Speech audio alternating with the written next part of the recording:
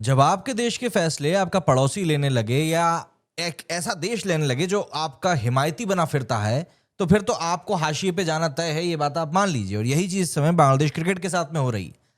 दरअसल पाकिस्तान का रोल जितना रहा है बांग्लादेश के T20 वर्ल्ड कप से पुल आउट करने में, इसमें कोई शक नहीं है। सिर्फ दो ही देशों ने बांग्लादेश के फैसले के लिए वोट किया था आईसीसी में, और उनमें एक देश था खुद बांग्लादेश और दूसरा पाकिस्तान। अब बांग्लादेश तो बाहर हो गया है, 325 करोड़ टका का उसको नुकसान होना है। लेकिन क्या यहां पर पाकिस्तान को कोई नुकसान होगा? नहीं। यहां पर सिर्फ पाकिस्तान की पॉलिटिक्स चमकेगी और कुछ भी नहीं। दरअसल ये सिर्फ क्रिकेट का डिसीजन नहीं था जो बांग्लादेश क्रिकेट बोर्ड ने लिया, बल्कि ये कैलकुलेटेड पॉलिटिकल मूव था। आप इसको क्रिकेट के साथ में कंपेयर नहीं कर सकते या साथ में रख नहीं सकते। बांग्लादेश का इंडिया आकर T20 वर्ल्ड कप ना खेलने का जो फैसला है, वो सिक्योरिटी का इशू कम लगता है और पॉलिटिक्स का इशू ज्यादा लगता है। एंड इसका सिग्नल बिल्कुल क्लियर है। ऑफिशियल लाइन में क्या कहा गया? बांग्लादेश क्रिकेट बोर्ड ने बोला कि इंडिया में प्लेयर सेफ नहीं है, इसीलिए वेन्यू शिफ्ट करो। मैचेस श्रीलंका लेकर जाओ या फिर न्यूट्रल वेन्यू पे ले जाओ, वरना हम नहीं खेलेंगे। आईसीसी ने सीधा जवाब दिया कि भैया शेड्यूल चेंज नहीं होगा, हमने पूरी जो सेवाएं हैं उनका पूरा जायजा ले लिया है और टूर्नामेंट तो ऐसे ही होगा। एंड यहीं से असली गेम शुरू हो गया। दरअसल 1983 वर्ल्ड कप जीतने वाली टीम के मेंबर रह चुके मदन लाल रैंडम एक्सक्रेटर नहीं है। उनका कहना सीधा सीधा है कि इसके पीछे पाकिस्तान है, बांग्लादेश को इंस्टिगेट किया गया है, इंडिया को नीचा दिखाने के लिए किया गया है, जो कि कुछ होगा नहीं। देखो, यहां पे एक लाइन याद रखना कि इंडिया को कुछ भी नुकसान नहीं होने वाला है, बांग्लादेश को पूरा का पूरा नुकसान होना है। मतलब वो इस समय पाकिस्तान की बातों में आकर ये सब कुछ कर तो रहा है, इससे उनको फाइनेंशियल लॉस जो होगा वो तो होगा, एंड फ्यूचर में उनकी रिलायबिलिटी के ऊपर भी सवाल खड़े होंगे कि भैया ये लोग भरोसे के काबिल हैं कि नहीं है।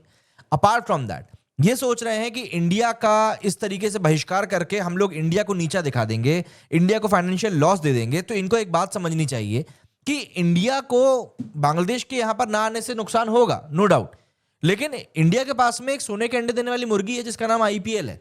वहां से इंडिया सब कवर कर लेगा, लेकिन बांग्लादेश क्या करेगा? बांग्लादेश के प्लेयर्स को लेकर भी रिपोर्ट सामने आई है कि उनको भी कॉन्फिडेंस में नहीं लिया गया इस फैसले को लेकर।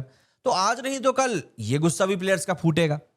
देखिए, मैं प्रैक्टिकली आपको बताता हूं। टूर्नामेंट इंडिया प्लस श्रीलंका में हो रहा है, स्टेडियम सोल्ड आउट चल रहे हैं, ब्रॉडकास्टिंग, स्पॉन्सरशिप, रेवेन्यू सब कुछ लॉक्ड है। अगर बांग्लादेश नहीं आता तो आईसीसी स्कॉटलैंड को लेकर आ जाएगा, शेड्यूल वैसा का ही वैसा रहेगा और इंडिया का इकोसिस्टम जो है वो अनअफेक्टेड रहेगा। मतलब जो फैसला लिया गया है वो भारत को तो हर्ट नहीं करेगा। अब दूसरे साइड की अगर मैं बात करूं तो वर्ल्ड कप जैसा tournament, commercial exposure, sponsorship value, ICC के रेवेन्यू शेयर, ग्लोबल विजिबिलिटी, हर एक चीज को अलाइन करता है। अगर बांग्लादेश बाहर होता है तो स्पॉन्सर्स पुल बैक करेंगे, आईसीसी से रिलेशंस डैमेज होंगे, long term cricket economy hit होगी। ये इमोशनल नहीं बल्कि फाइनेंशियल डैमेज है। एंड ये डैमेज सिर्फ बांग्लादेश का है और किसी का नहीं। आप समझिए, बांग्लादेश के मैचेस आखिर कहां हैं? कोलकाता और मुंबई में। मुंबई के बारे में मदन लाल ने बिल्कुल सटीक बात कही कि मुंबई इंडिया का सबसे सेफ सिटीज में से एक है। यहां वर्ल्ड लीडर्स आते हैं, आईपीएल के हाई रिस्क मैचेस यहां पर होते हैं, इंटरनेशनल इवेंट्स रेगुलरली होते हैं, इंडिया G20 को भी अब यहां पर ऑर्गेनाइज कर चुका है। तो फिर अचानक से बांग्लादेश के लिए अनसेफ कैसे हो गया? ऑब्वियस सी बात है, सिक्योरिटी का कंसर्न है ही नहीं, ये सिर्फ बहानेबाजी है और कुछ भी नहीं। अच्छा, यहीं पर पाकिस्तान की भी एंट्री होती है। रिपोर्ट साफ तौर पर बोल रही है कि पीसीबी बांग्लादेश के साथ सॉलिडारिटी दिखा रहा है पर्दे के पीछे। पाकिस्तानी मीडिया नैरेटिव पुश कर रही है। पीसीबी चेयरमैन ने अपनी टीम की प्रिपरेशंस तक पॉज कर दी हैं कहने के लिए। मतलब शोबाजी पूरी हो रही है कि हम तुम्हारे साथ में हैं। और मैं आपको बता दूं, ये क्रिकेट डिप्लोमेसी नहीं है बल्कि ये प्रेशर पॉलिटिक्स है। पाकिस्तान का मोटिव सिंपल है कि अगर इंडिया होस्ट है तो प्रोसेस को डिसरप्ट करो, मतलब इंडिया को परेशान करना है, सिंपल एज दैट। सबसे डिमिनिंग बात जो निकलती है ना, वो ये है कि बांग्लादेश ने आईसीसी में प्रपोजल रखा कि वेन्यू इंडिया से बाहर शिफ्ट कर दो। वोटिंग का रिजल्ट क्या आया? 16 में से 14 कंट्रीज बांग्लादेश के अगेंस्ट थी, सिर्फ 2 कंट्रीज के सपोर्ट में थी, पाकिस्तान और दूसरी खुद बांग्लादेश। एंड यहीं से सब कुछ क्लियर हो जाता है कि ये ग्लोबल कंसर्न नहीं है बल्कि आइसोलेटेड पॉलिटिकल अलाइनमेंट है और कुछ भी नहीं। क्रिकेट जब राजनीति का हॉस्टेज बन जाता है ना, तो सबसे ज्यादा नुकसान जानते हैं किसका होता है? फैंस का, खिलाड़ियों का एंड गेम का। इंडिया ने होस्टिंग के लिए इंफ्रास्ट्रक्चर दिया है, सिक्योरिटी एश्योरेंस दिया है, आईसीसी के सारे प्रोटोकॉल्स को फॉलो किया है। उसके बाद भी अगर बॉयकॉट हो रहा है तो वो क्रिकेट का नहीं बल्कि एक एजेंडा है जो कि इस समय चलाया जा रहा है।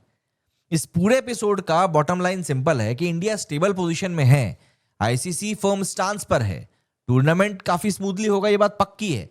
लेकिन बांग्लादेश के लिए ये फैसला इमोशनल था, पॉलिटिकल था एंड लॉन्ग टर्म में सेल्फ डैमेजिंग होने वाला है।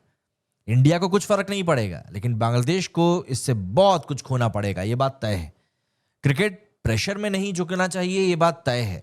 और आईसीसी यहां पर बिल्कुल सही लाइन ड्रॉ कर रही है।